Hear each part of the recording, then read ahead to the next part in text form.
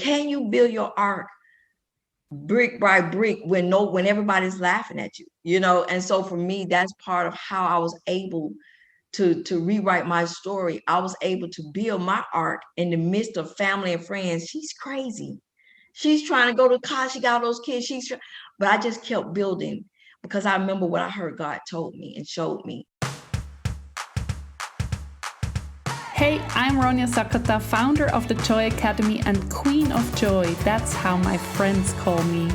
It's so important to me that my life is full of joy and that I enjoy every moment because I know how fast it could be over. We can do so many things to bring joy in our lives, to create joy, and that's what this podcast is all about. I talk with people and they tell me how they bring joy to their everyday life and how they create a life full of joy. So let's dive right in, and please tell me after the episode what your takeaway is from this talk. Welcome, Dr. LaTarsha Holden in my podcast. I'm so happy to have you here. And I just told you you're my first guest who I never ever met before. It's now like really the connection because of this wonderful internet, which makes it possible to connect Atlanta and Zurich in a talk. Welcome. Who are you? What do you do? What brings you joy? And how do you create joy? That's my first question. And we start from here. Okay, awesome. Power-packed question. I am Dr. LaTarsha Holden. I'm an inspirational speaker, 13-time published author, comic book creator. And so it was, okay, your name, what you are, and what brings me joy. Spreading hope. I look for little ways to do humanitarian work. I believe you don't have to have a whole lot of money to bless others. So I have this thing I call Dear Mama, where I treat 3 women out to lunch monthly. I just randomly choose people, send them Cash App and say lunch is on me. Oh, so I just find, so I'm just finding go in a ways. restaurant and say, lunch is on me. Lunch is on me. I might just people I've met, or if they're single moms, or I might just run and say, hey, if I see you on social media, hey, can you send me a Cash App? And it's not much, might treat, $15 here for lunch. Then I might choose somebody else. It's just little ways I find joy and blessing and loving and showing compassion. So that's what makes me joyful, when I can find little ways to just do something for someone else. I'm sure you have a ton more. We will get to that. When you start your day, I'm sure you have some rituals and like pro tips to start off your day in a good mood, or how do you start your day? Well, first I start with prayer, and then I go off, read scripture. I have my morning meditation. So I'm big on reflection. I'm big on reflecting time, kind of get my mindset ready for the day, get my everything on point, what book I'm going to read, just kind of more of I'm at a peaceful journey. I raised 6 children. So my children are from 18 to 31. So now I'm just taking all that love I put into everyone else. I'm 48. And now I'm just pouring it into me. Wow. And so I'm at a good, peaceful place. And so I'm just trying to embody peace so I can exude that out. Did you do that when you had your 6 little children around, or was it just not possible? Because I think that's like the level, in a game, like level 27 is open when you stay peaceful with a lot of kids around. But maybe you handled that too. Did you? Or how did you do that? Well, I used to escape with reading. So reading was my escape time, and so, yeah, I always found time to incorporate peace. And so I'm an avid reader. And so that was even when the kids was little, I would just have a block time or wait till they go to bed. Everybody was on schedule. By 8:30, everyone was in bed. So reading was my way of but it's at a different level now. Of course, I mean, I'm sitting here. Can't believe I raised 6 kids. I can't believe everybody's grown. And I'm just 48, so it's like, wow. So it's a different serene feeling than it was when everyone was little. But now you're like celebrating it. You're not like, oh, I everybody is gone. I'm so lonely. No, no. I had my first child a week before my 17th birthday. Wow. And I had 4 kids by the time I was 22. So now, right about now, I am enjoying the peace, the quiet, just a me time. Me time. That's something I need so much. And I only have one kid, that's I can't imagine having 6 kids, but I really, really know the beauty behind me time. It's like, oh, that's just the best. Yes, yes. So how do you spend your day after bringing in peace, Mm-hmm. Well, I start, like I said, I'm an inspirational speaker. So this year's my first year being starting a business, Phoenix Rising, as you see the sign behind Phoenix Rising. So I started a business where I'm inspirational speaking, facilitating workshops. So now I'm concentrating more on that, you know, um, booking speaking gigs, interviews on different platforms to promote my new books, my comic book, which came out back in June of this year. Can So you it's show more it like, to us? Do you have it handy? yes. Just give me Please. 2 seconds. Let me pull it out I my mean, bag 13 times. You are incredible. So this is my comic book. The Light Shall Rule Christian comic book.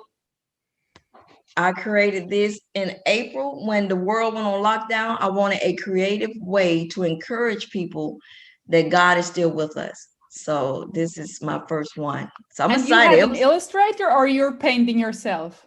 No, I had an illustrator. Okay. Yeah, You're the yeah. writer So and you had an illustrator. yes. So that was definitely a joy for me. Just to see the pictures, my creation come to life with the illustrations, it was definitely a joy. And how about what about your other books? Is there a theme over the years or? No, actually my books are, so we have, let me see, I have a couple of them here.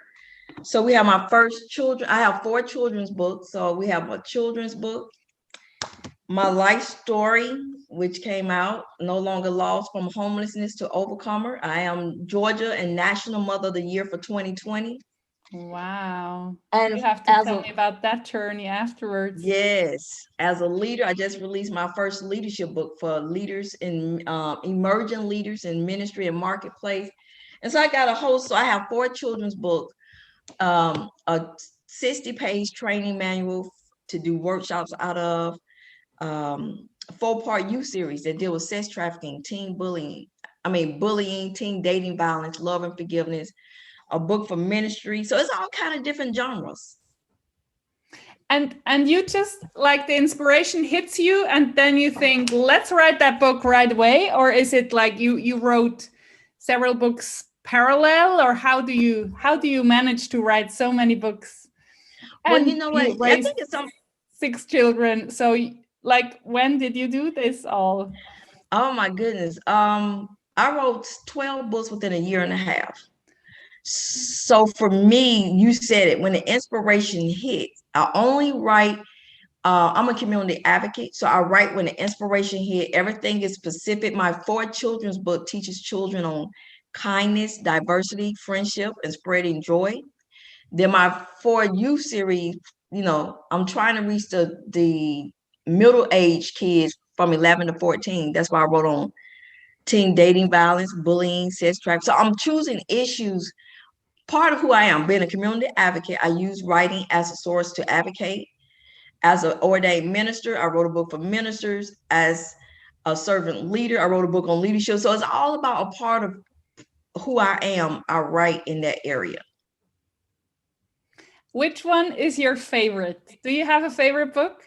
I know favorite child questions. That's stupid. But favorite book questions, I think that's okay. Yes, okay. You know what? I think my personal life story. Because No Longer Lost, within the last 10, 12 years, I went from being homeless in the streets of Atlanta with 6 children. I was uneducated and I had very little work history, and I was 35 years old.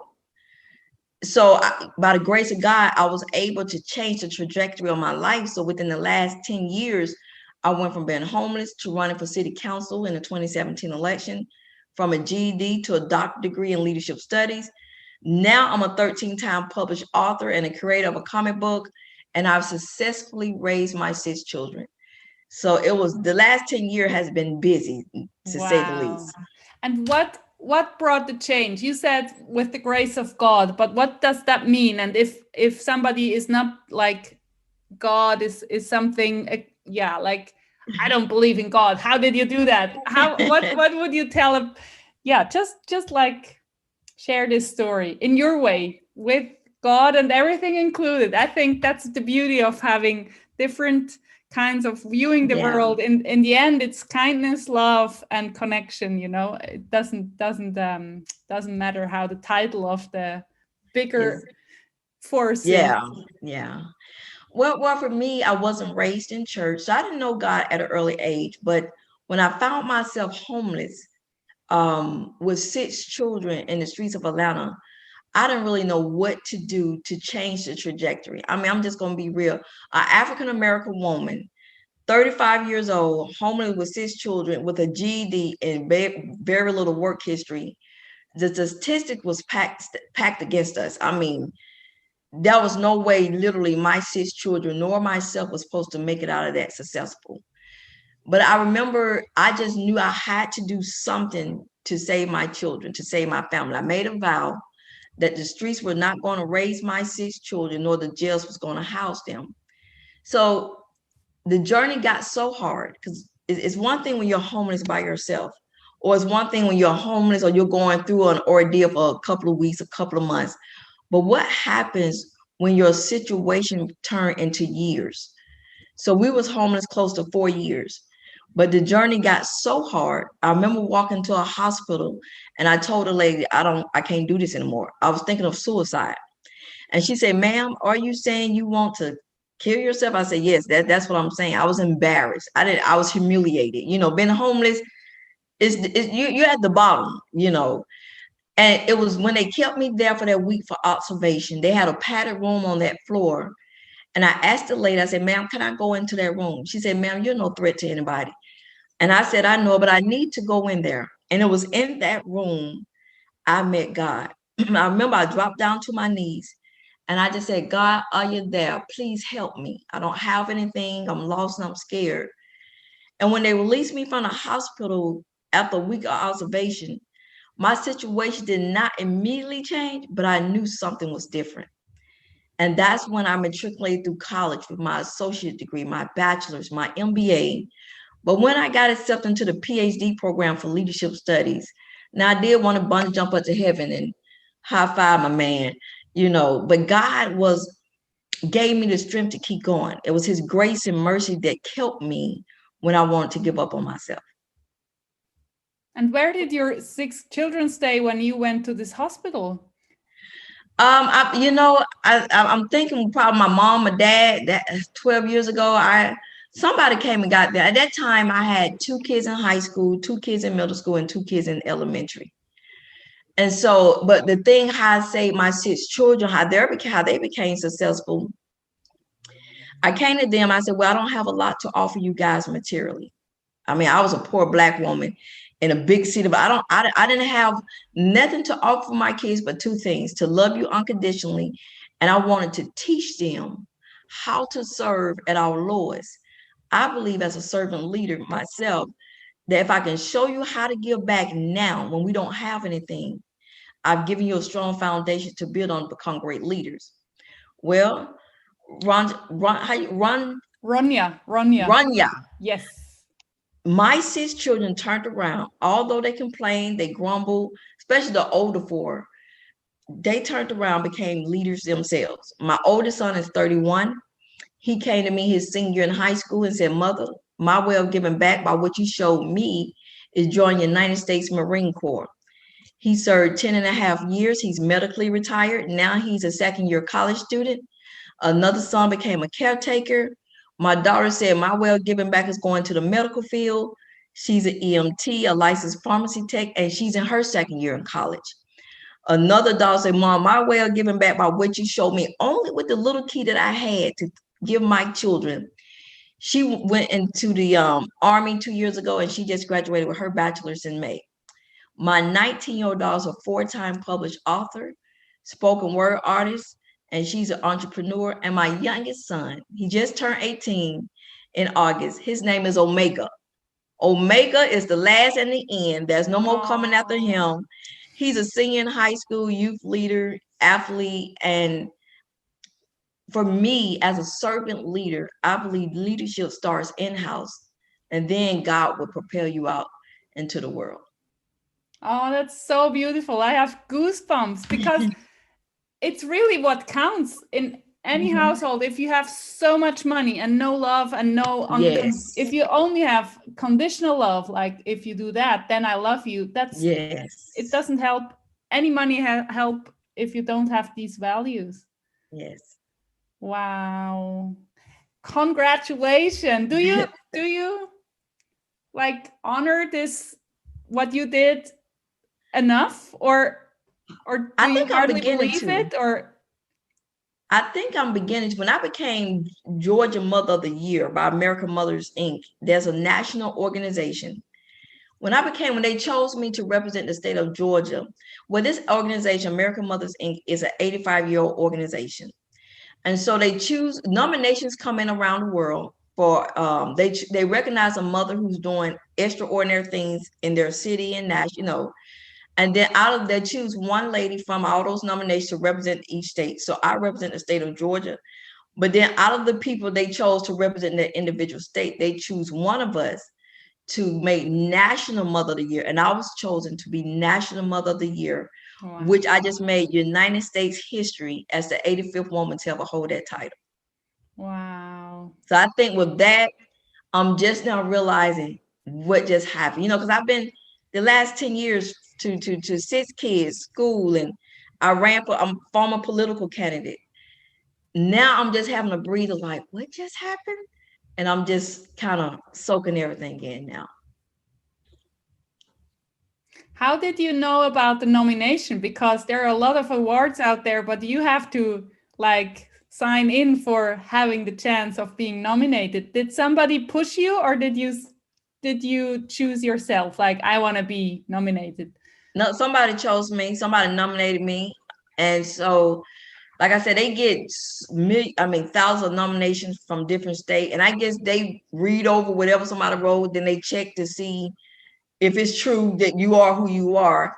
And I was notified I was chosen to rep. But when I got the call that I'm National Mother of the Year, they did it in a surprising way. They called me, one of the board members, and she was like, "Oh yeah, we just want to ask you some more." And I'm like, "What did I do?" She said, just be on this Zoom call. The board members want to ask you some more questions.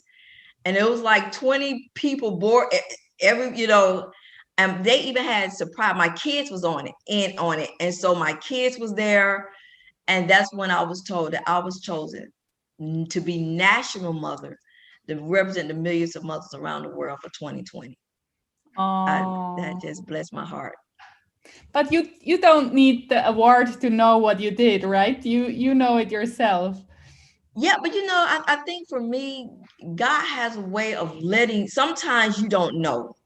Sometimes you're just in the you're just doing what you believe as a mother you should do. So it's an honor for me. I think that absolutely an honor, but without the award, you would know I did all this. But with the award, it's just beautiful. Yeah. But your accomplishments are not now more because of the award. Accomplishments stay anyway, they are. Yes. They are huge. Yes. And raising kids in the perfect circumstances is hard enough, and you did it in hard circumstances. So, yeah.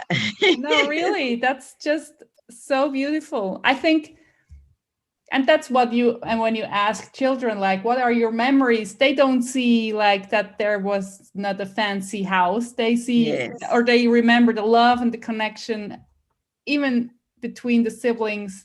That's so beautiful if you manage to create the magic within the family.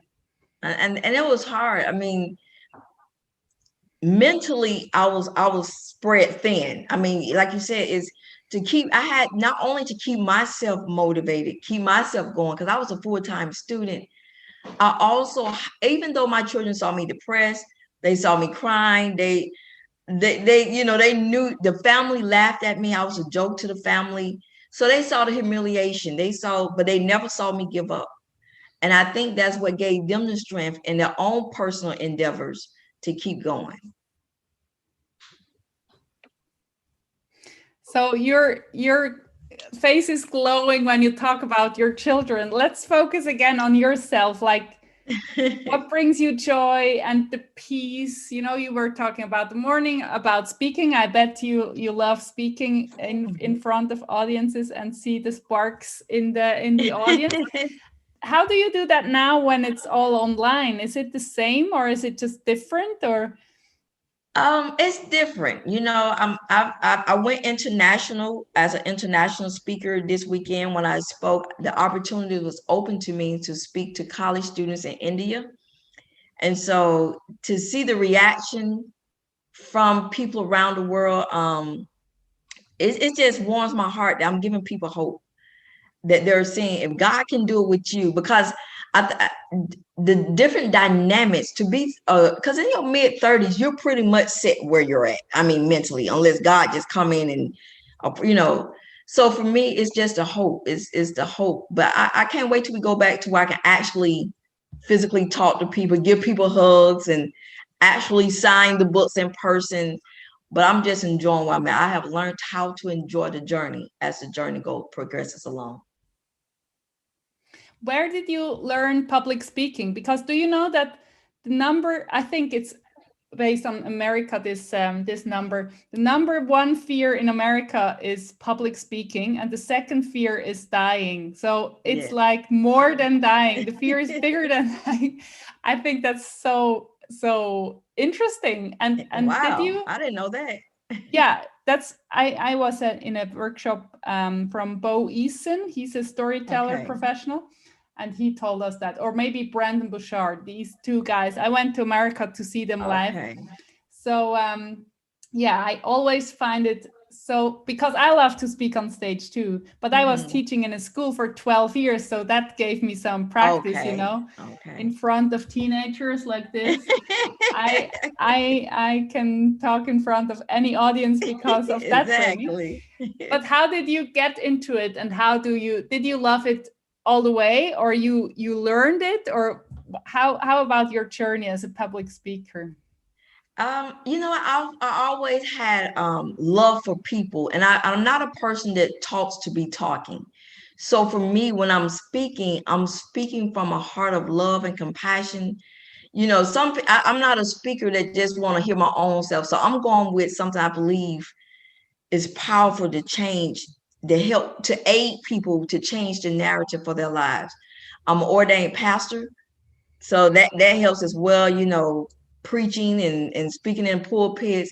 But it's my love for people. Is I know that I'm coming to deliver a message of hope and inspiration, which that gives me joy. That gives me joy knowing I'm speaking from a place of love and compassion for people.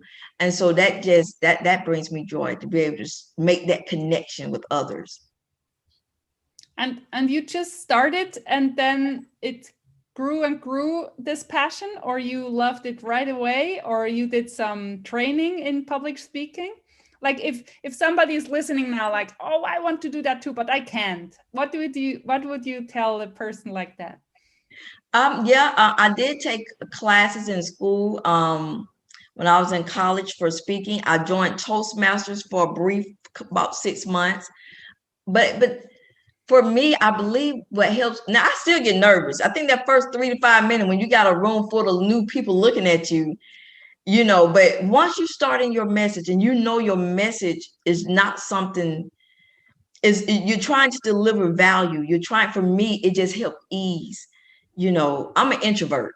So speaking, it makes me nervous, but I know I'm like I became like a hermit because I've been through so much. It's almost like I'm a hermit. I read, I study, I meditate. So when I fill myself up, I believe wherever God opens a door up for me to go and speak, I'm on an assigned mission. That's an assignment for me. You know, he has summoned me to go and deliver a message. And so part of that makes me feel comfortable, like, okay, it's a reason why I'm here. Is somebody here needs to hear what I have to say. And so, but I'd be nervous that first 2 to 3 minutes, you be, you know, still a little jittery because you got all these eyes watching you, but you know the reason why you're there helps calms me down. And that gives you confidence and Yes. motivation to just do it. Because Yes. most of the time it's our fear of failing or something like that which holds us back. But jumping and then just doing it is I think 99.9% of the time it's just perfect the way it is, because you're just doing it. Yeah. So it's that's my number one. And I don't know, I think my children, and I'm a good storyteller, so I'm big on storytelling. The way I tell my message, even sharing my life story, how things unfolded, and that's pretty much, I mean, it's my life story, so I'm sharing parts of me, hoping to ignite a fire upon the others and let them know they have the power to rewrite their story. And so that's my message. I'm letting people know they have the power to rewrite their story. So what's the story you love the most? You know, from the all the stories you are picking for a speech, which one is like, oh, that's just my favorite story? Which is like the most powerful, or the most fun, or the most devastating? Or do you have one? Well, one recently I've been telling a short one about Noah and the ark, you know, and it's in the Bible. So I try to put that story together to let people know Noah. I don't know if you're familiar with. Okay, so Noah and the ark. That's my story. Just trying to let people know.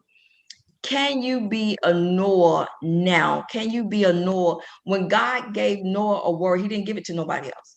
Nobody else heard God give these specific instructions. Can you build your ark even if you don't see or hear the rain? Can you build your ark, Noahs, even if the village people, family and friends are laughing at you, calling you crazy and thinking you, because they didn't hear what God told you? And can you build your ark even if it takes years for you to see the manifestation of God? So I kind of use that and intertwine to encourage people. It's easy for any of us to do stuff when the situation is right. We all can build if we went, you know, we've married for 30 years, we got a supportive family. You know, we went traditionally from high school to college to being on our corporate jobs. But can you build your ark brick by brick when everybody's laughing at you, you know? And so for me, that's part of how I was able to rewrite my story. I was able to build my ark in the midst of family and friends. She's crazy. She's trying to go to college. She got all those kids. But I just kept building because I remember what I heard God told me and showed me. And so that's just one of the stories I use, analogies or examples I use to, you know, when I'm speaking. Yeah, I sure want to. Do you have your speeches on YouTube? Can I watch one there somewhere, or is it like in closed settings? No, I don't have them. That's why I started this year's professional, where we can start. You know how you being asked to come to women conferences, and I never really recorded. I never, you know. So yeah, this year we're starting now recording, so I would love to see you in action, you know. I love the power of, and it's such an interesting thing. I just read an article about introverts and extroverts, and that introverts on stage, you don't have to be in the crowd, you are on stage. Like it's for some people it's like, you're an introvert. That's not true, you're speaking on stage.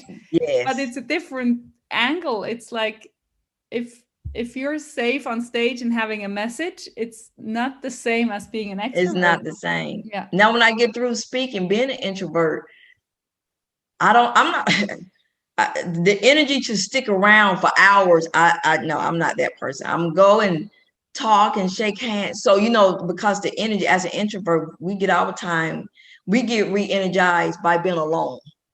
by, so yeah, I'm not a person that can be at every networking event.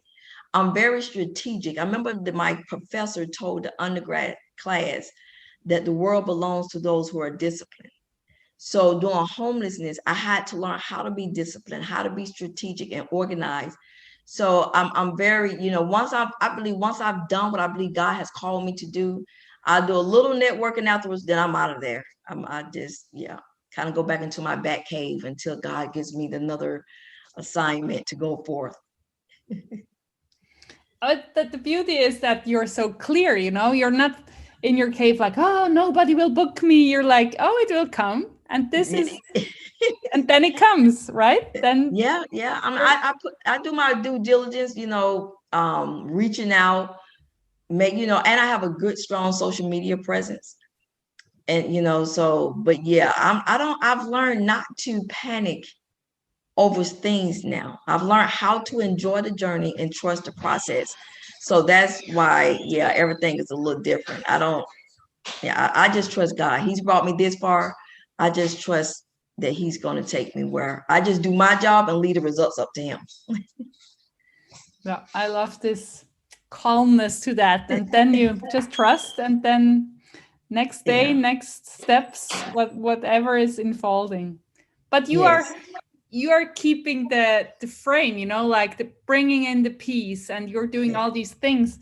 Do you have other like strategic habits, or like your discipline you could share with others to get a little bit of your magic over to their lives? Well, yeah, one thing I would like to say is I learned how to chase purpose and not perfection. A lot of times we want to wait till the ideal situation is perfect. There will never be an ideal situation, and so that's the thing I want to encourage people. You have to start now. When I wrote in college, we was living in a boarding house as squatters. So I'm already not in a definitely in a perfect situation. Mentally, I was halfway there, hanging on by a thread.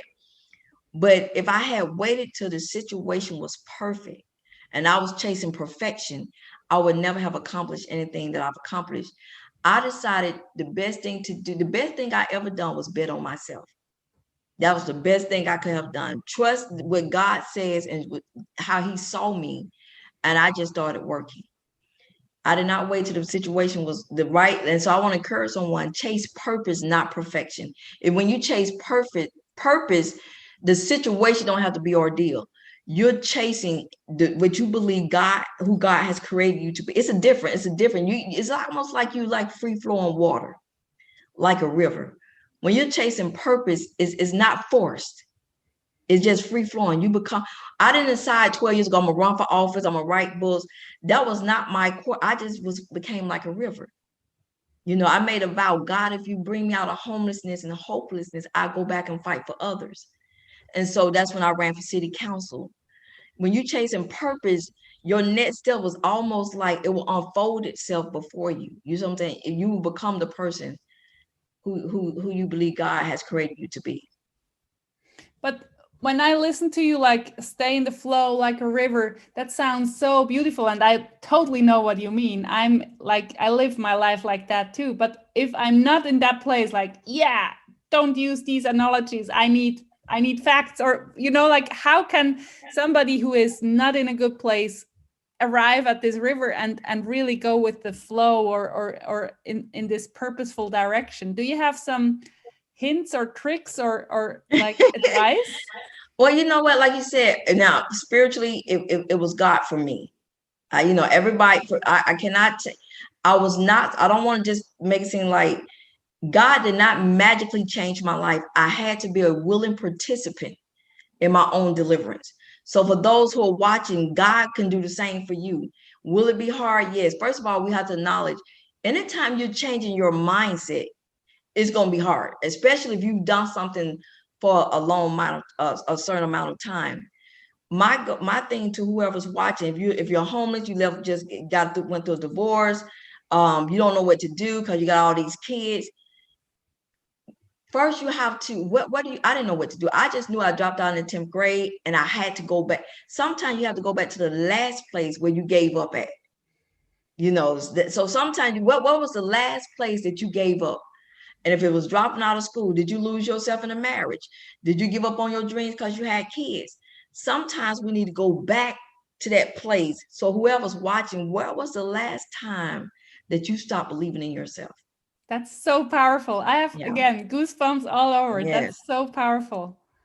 And that's it. Sometimes we think, and it's not, I think a lot of people, well, if it don't happen overnight, it did not happen overnight. So I'm encouraging somebody. If you talk to any celebrity, they breakthrough is around 10 to 12 years. It's 12 years out of my being homeless. The thing is, you have to keep sticking with it. Did I cry? I admitted myself into the hospital. I looked foolish in front of everybody. Are you willing to look crazy in front of people that's going to talk about you? In the beginning, people are not going to celebrate you. In the beginning, it's going to be hard because you're going against the grain of a way you used to live, of a way you used to think. So that's the thing. It's almost like you're working out for the first time. It hurts. It hurts. If I can get past the pain, maybe I can get in my routine of working out. Now that right now, I'm weak, guys. I'm weak. That I have not accomplished that yet because I can't get past the pain. But it's like working out. When you first working out, you're sore. And a lot of people I can't do this. But the ones who go on past the pain, you see the results in their body, in their lifestyle. And that's it. Can you get past the pain? Are you willing to put the work in past the pain? And when you put the work in past the pain, you will begin to see little, and I want to encourage somebody to celebrate the small steps. I didn't wait till I graduated with my bachelor's. Anytime I finish a semester, I might treat myself to an ice cream cone or a new book, whatever your device is. Celebrate the small steps. Who's to say you're going to be here to see the big shebang happen, to graduate? Celebrate the small steps, and that will help with your confidence. Okay, I got through that semester. Okay. All right. I finished that semester, or I just took this certification. Okay. Celebrate, don't compare, put your blinders on. That's what I did when I was homeless. I put my blinders on. I didn't look to the runners to the right or to the left. I put my blinders on and I kept running my race. Even if people, and so they helped build my confidence up over time.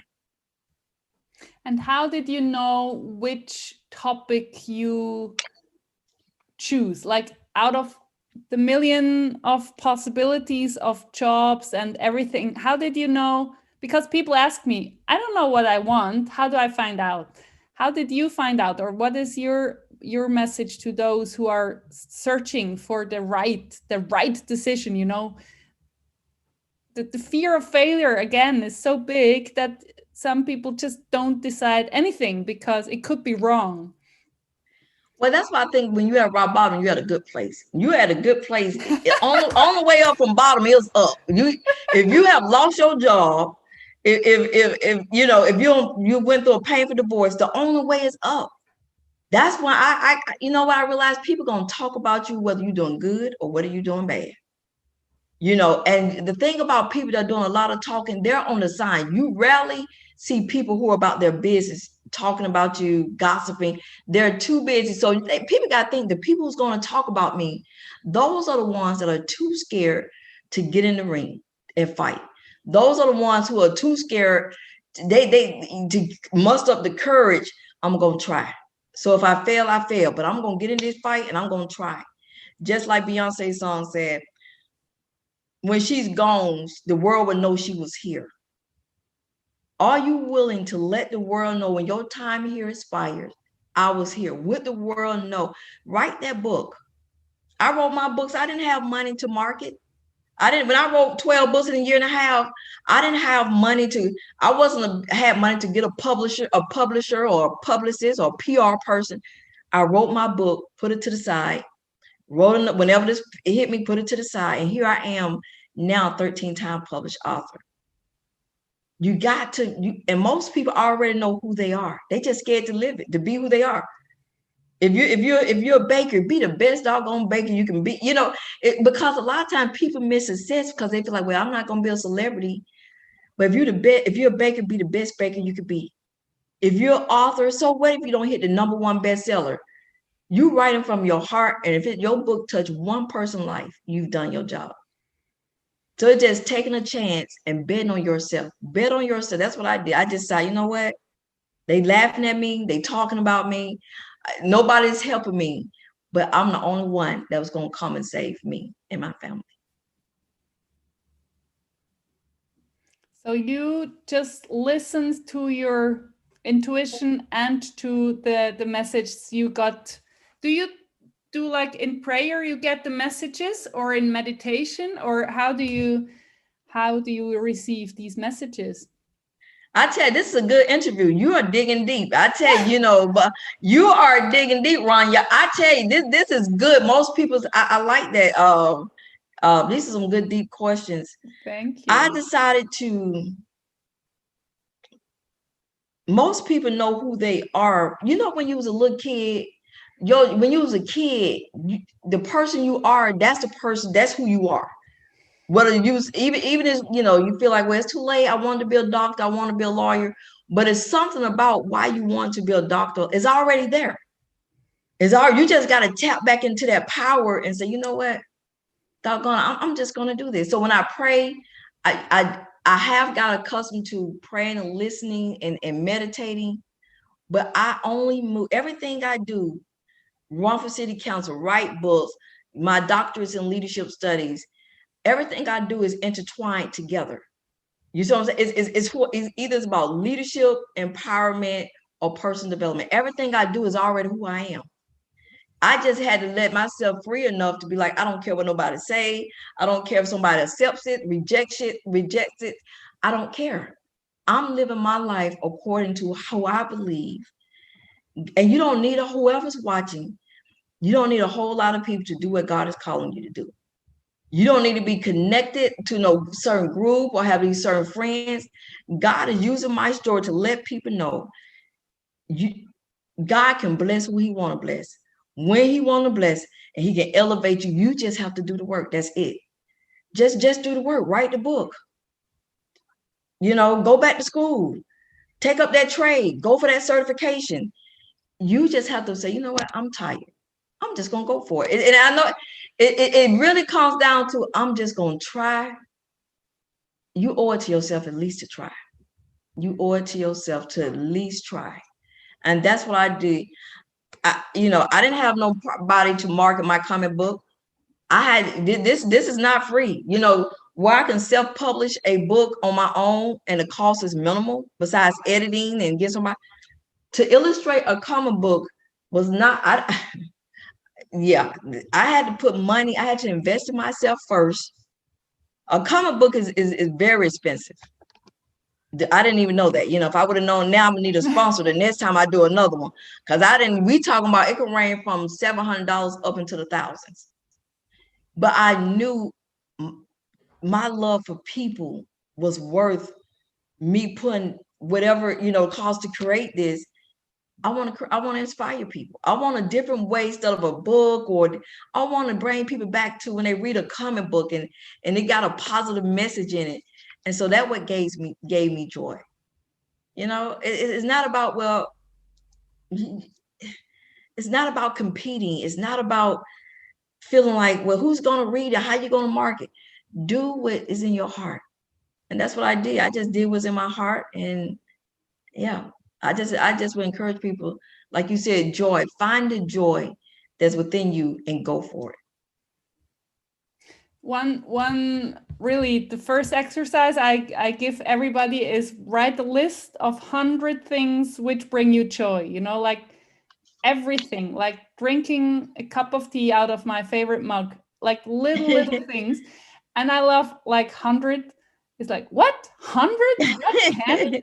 And then you get into the flow. You see, when I read through these lists, it's like, then they're in spring. Like I love flowers, having flowers at home or flowers outside. And then you see like, oh, sunshine on my skin. Oh, and then all of a sudden they switch to summer, like, oh, swimming in a lake. Oh, and then it's so funny how the flow gets through the list. You see the flow, and then they tell me like, I was at 100 before I like could breathe 3 times because it got so easy. And And then I say at least 3 things from this list every day. Come on, that's worth the time and the effort. Just little yes. things, and then enjoy it. Like celebrate this tea or this coffee or whatever it is for you.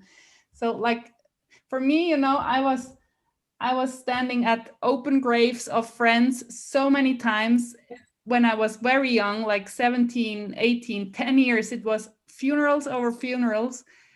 And I am so aware that our time could be over any time. I want to Yes. become the wise old lady and working until over 100, like inspiring the Yeah. world. But at the same time, I know how valuable every day is. So like today's Monday. I love Monday. It's a new week, new chances, new Yes. possibilities. And all the people who hate Monday, I really think, oh no, come on, please don't throw away 5 days a week, and think about what do you want to do instead. If you hate your job so much, maybe it's a waste Yes. of time. Maybe you just want to do your soul and heart is longing for something else. So please think about what you want. And as your picture with the river, I love it myself. It's it's nearly for people, that's too easy. How can you only go with the flow? It's like life is hard, you have to work, and I know, like, put in the work, but the flow is so important. And then you do things you would never have thought that Thought, would be yes. possible. Well, you're giving yourself permission to be. You're giving yourself, and that's when I light up. When you're giving yourself to permission. Just think about when you was that little kid. Everybody had these wild dreams. I'm gonna be this.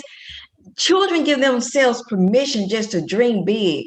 I think as adults, we get lost in the daily journey of life, kids, marriage, chasing the corporate ladder, dreams, and we forget to just be. We forget to give yourself, and I just gave myself permission to be free to be me. And ever since I gave myself permission, just a few years ago, it is an unspeakable joy that I have. So when my time here is up, I know that I'm doing everything I believe God has put inside me. I'm writing every book, whether it's a New York bestseller or not. I'm writing every book that I believe God has put inside me. I'm giving myself permission to succeed, to blossom, to grow. And I think a lot of people don't give themselves permission because they're too worried about, well, what if somebody don't like it? And that's where you have to get to a point. Who cares? Who cares? The people who ain't gonna like what you're doing with your life are too scared to get in the ring and do something with their life. Did you have parents who taught you that, like, be yourself, or you had all these expectations loaded on you, like you have to be a lawyer, otherwise you're nothing? Or how was your Mhm. childhood? I was raised in. Oh, I'm sorry. I was raised in a two-parent home, but it was the latter. You had to do this if you want to be somebody. You had to do that, and the pressure was on so heavy.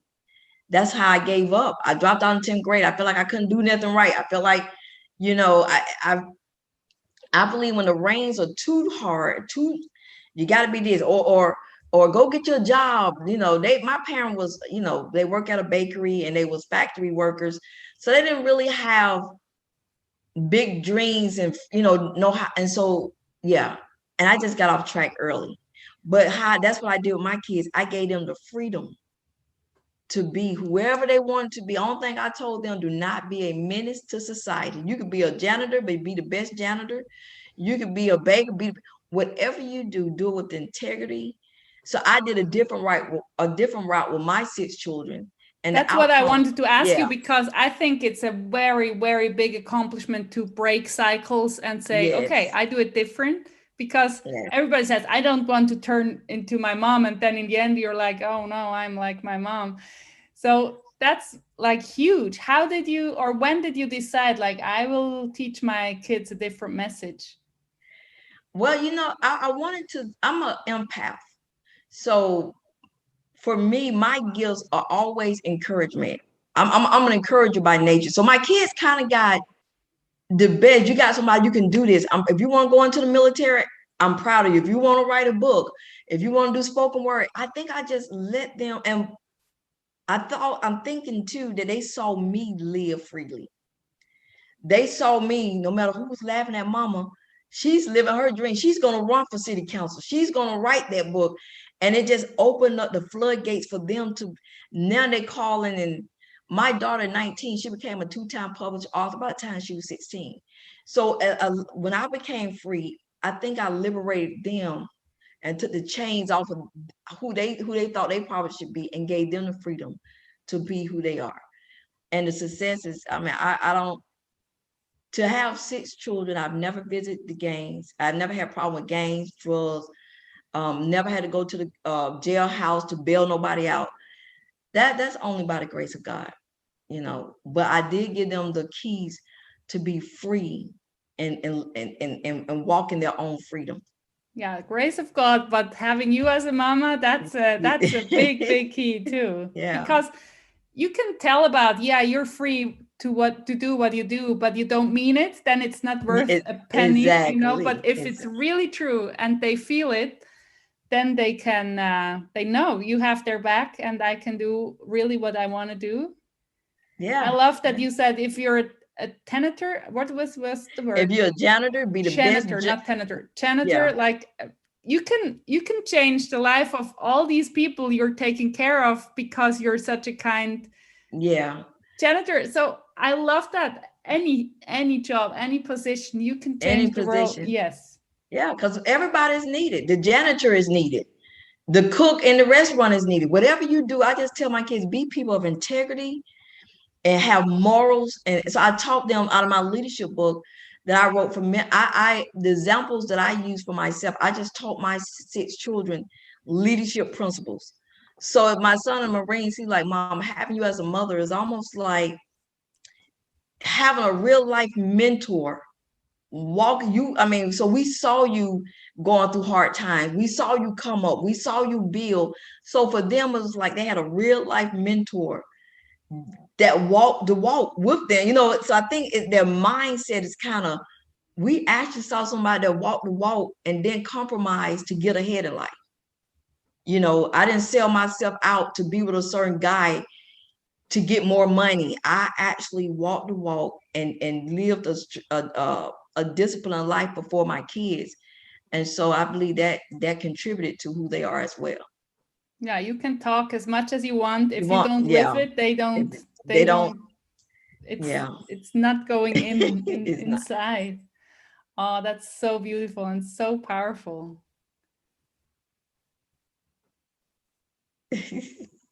I'm speechless. You know what, but it was hard. I would say this one thing I did do, which probably made the journey harder. I made a vow I'm going to do like my mom. I'm the oldest of 3 girls. I learned each one of my children's personalities and loved them according to who they were. I didn't group everybody. You know, when you're homeless or when you're going through a divorce, you want to just group everybody together. I literally paid attention to each. So I knew who I can love a little harder, who I need to be a little bit more. I can't be that way with that person. And so that helped too. I think a lot of times parents, we want to group all the kids together and be stern on all the kids. Well, one child like me, I was the child that was easy to get my feeling hurt. So you being hard on me would crush me, where my other sisters were more stronger. So for me, it was a lot more work, considering what this is, but I just love, like my daughter, the one that's in the Army, she started doing hair when she was 14 years old. And although we was homeless, I didn't have a lot of money. When I got a little money profit from my school stipend, I say, look, I don't have a lot of money, but I'm gonna order you some business cards. I got $25. I'm gonna take you to the beauty supply store and you get all your little supplies. And so I was loving them according to who they were individually, but they all got the same love collectively. And how did you decide on that? Like, that's so powerful. Like, I love all my children the same. Yeah, no, you're not, because they're different persons. I'm so happy. I have one daughter, and I'm so happy that she's so snuggly, because I am too. and my mother wasn't, and I was missing out on hugs and just snuggling all the time. And I'm so happy that she loves it, because if she would hate it, I couldn't push that on her. That would be so wrong. But now I'm lucky on that. That's just a little, edge of our relationship. But it's so powerful if you respect the differences and don't like compare them. That's the worst, I think. Like, oh yeah, see, your sister can do that and you can. That's so hard on the children's soul. But you did it even the opposite and more. How did you know that this is so important, or how did you decide? Well, my gifts, like I said, are compassion and love. So that's who I am. And even when I was a little girl, I always befriended the little girl that got bullied, or those who was, I always like outcasted people or rejected. So my love for humans, I just wanted to share just love my kids, but I just did it in a way that freed them. I said, I don't know what God created you to be. All I have to do is nurture who I believe you are. When I saw your gifts come up, my daughter, she often jokes, she like, Mama, see, you gave this one a little bit more tender than you gave me. I said, well, the reason that was, I would have handicapped you because you didn't need that. I say, if I'm going to beg, why would I give you a little bit more cradling, so to speak, if you're strong? I didn't need to handicap you. I said, that's why you're the strong young lady you are now. I say, and I'm teaching her. So when she have 2 kids, 9 and 7, so she's loving them according. I said, you can't do that. You can either hurt your children or make them enablers, all of my kids, by the time they was 13, they knew how to grocery shop. I don't, I just take them, and so my thing is, I'm preparing you for life. So when my time here is up, you will know how to be responsible adults. Yeah, and I think you being an example is it's so much more powerful than like controlling everything. And you say helicopter moms too, like like they have to do what I told them. Like, no, let them decide themselves and make decisions and mistakes and learn. And it's so like raising children is so interesting, especially now. It's like crazy, these different opinions, how you have to do it. and I love what you say. It resonates so much. Like, let them become what they are anyway. If you press it down, it will explode someday, or it's crushing if you don't let the talents and the thing come out which is implanted in them. I think as parents, it's not our job to live our lives that we didn't have the courage to do through our children. I'm not trying to live my life through my children. I have my own life. I have the courage to be who I am, so I don't need to live. Now, I was overprotective of my children. They'll tell you that. If I was very overprotective of them, because it's just so many. I believe I used to always tell my 6 children, I just be protective. I mean, I just have a thing against child molesters. I have anybody that prey on children, I just despise. I'm just honest. I mean, these are little people that can't. So I was always overprotective, because I told them, it's so many people grew up with these stories of being molested or raped, and by people they know. So my thing was, I felt I had a duty to protect them at all costs, and that's what I did. I protected them when we was homeless. Like I told them, I'm here to protect you. I didn't have a lot of people watching my children. And that was because, I just felt like life is already going to throw some stuff on you. The last thing you need to be doing is dealing with molestation, rape I just have a thing about that. And so I just believe that was my job. Whether a guy stayed or left, I had a duty to protect my children. Whether I got divorced and I was no longer with someone's father, I had a duty to be there and to be. So I think I've probably been walking in the divine masculine energy for so long, because I'm the protector, I'm the provider, I'm the, but as a leader, if God did nothing else for me, to see my 6 children walking in leadership, I couldn't ask for nothing more. Yeah, but you did it yourself too, with the help of God. I believe in God too, you know. I was raised Christian, Okay, and awesome. in a beautiful way, because if it's too pushy, you push Yeah, against, and then you don't exactly. want to have anything of that in your life. So now I like created my own picture of the bigger force, and I trust so much. Otherwise I couldn't handle all these death of my friends, you know. If that's just a coincidence, no, come on, that's just, Yeah, I have exactly. to believe in a plan, or I want to believe in a plan. But I think you have to honor your accomplishments too, like in a big way. And I know you do, but like a little more maybe. Yeah. with with the help of all the heavens forces. But you have to do like this every evening. I do. I'm very grateful. I mean, just 12 years ago, I was a homeless woman. Nobody knew me but the welfare office. You know, I mean, when I look back 12 years ago, I mean, literally, we was living in a boarded house, scraping up money for hotels, living in a car, living in a shelter, and no, and here I am, 12 years later, only by the grace of God. Only God can take a former homeless woman to National Mother of the Year and inspirational speaker. I just got, like I said, just got through speaking with 60 students in a college in India. Only God can do that. I mean, that I just have to give him all the glory. I didn't have the connections. I didn't have the money. I didn't come from an influential family. So what he has done in my life in 10 to 12 years is remarkable. Yeah, but you did your part, you know. You didn't Yes. sit like here like, come on, God, bring it to me. Exactly. Yeah, I had to do the work. I just he kept my mind though. I mean, I can't. Sometimes I sit in awe in just complete silence, and he kept my mind. You to be homeless and everybody's slamming doors. I called an auntie one time. I said, "Can we just sleep on your floor for one night?" It was a joke. No, no, I ain't got enough room. I said, "Okay." My sister had won a major lawsuit. Can you just give me a hotel room for one night? No, I don't have the money. Okay. So I'm pushing. My kids are seeing people laughing at me. My kid. So the humiliation, because no one really thought, what is I can do it. No one really thought, what the heck is she trying? You know. So the humiliation for me, it was, I tell you, working my way up from rock bottom was the hardest thing I've ever done.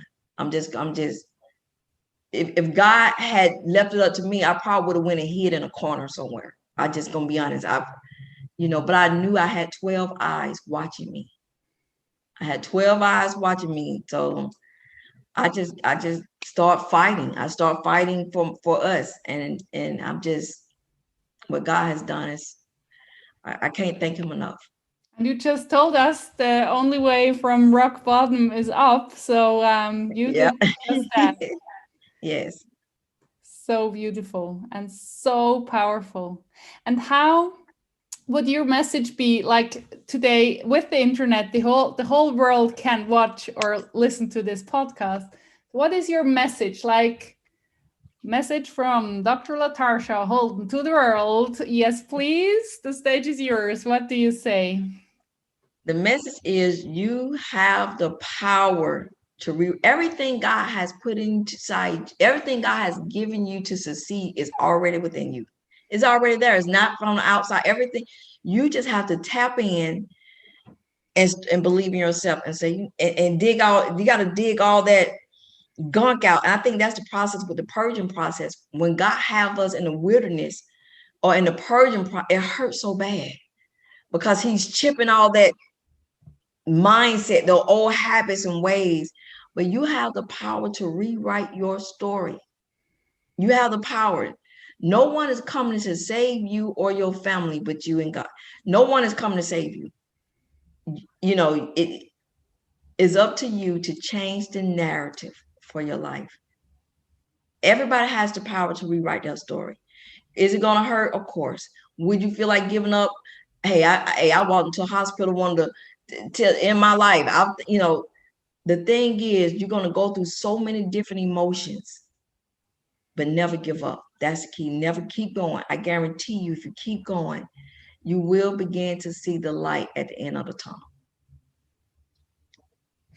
Thank you so much. That was the beautiful ending of our hour-long talk, and I got to know you from not knowing you to now feeling so connected. Thank you so, so much for your time and your energy and your wisdom. Dr. LaTarsha Holden from Atlanta, Georgia. Thank you so much. And I will see what you are still like piling up on your accomplishments in the future. I wish you all the best of the world. Thank you. Can I get my website if they want to get my books?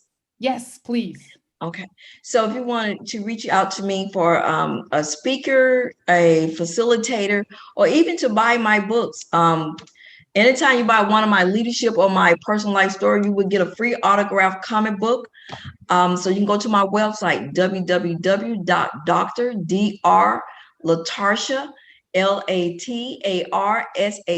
Holden, Holden. So it's www.drlatarshaholden.info, info, or you can email me at LaTarshaHolden@yahoo.com. And if you're in the States and you're ready to book a session, give me a call at 404-838-9587. We will put all these information into the show notes and into all the social media posts we'll do for this episode, for sure, that everybody can find you easily with one click. Awesome. Thank you so much, LaTarsha. Have a wonderful day, and bye-bye. Bye-bye. Bye. Thank you.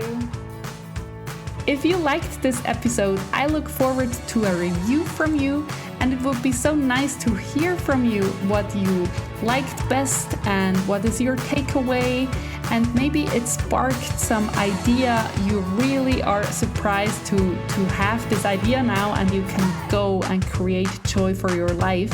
And please tell me about it. I would love to hear from you. My contact details, you will find them in the show notes. Have a wonderful day.